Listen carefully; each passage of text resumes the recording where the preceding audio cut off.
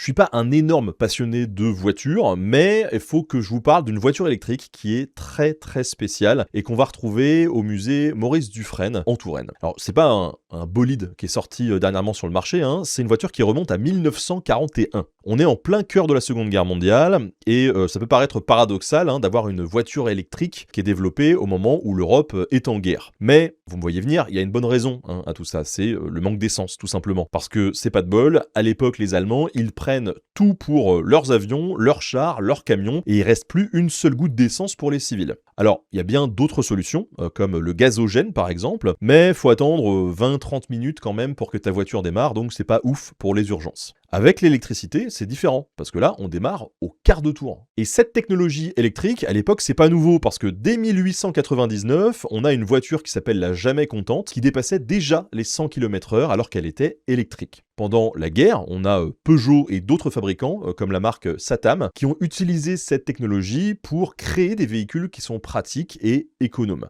Et la Peugeot électrique du musée, c'est l'un des 377 exemplaires de ce modèle qui a été produit en série. Et ça, on le sait parce que c'est tout simplement écrit sur le compartiment batterie. Et pour l'époque, c'était une voiture qui était plutôt cool. Elle est monocoque, elle est super légère avec les roues arrière très proches, le moteur qui est directement entre elles. On a un toit qui est en toile, donc c'est pas pour le style là, mais c'est pour que ça soit plus léger et plus facile à produire. Et si vous voulez, c'est un petit peu le même principe que les Fiat 500 de l'après-guerre, c'est des voitures qui sont économiques et fonctionnelles. Alors, c'est vrai que dit comme ça, on a un peu l'impression que je me suis transformé en vendeur de bagnole pendant 2 minutes, mais les vieilles voitures, c'est hyper intéressant. Et d'ailleurs, il y a un petit détail hein, sur cette voiture qui est pas très jojo.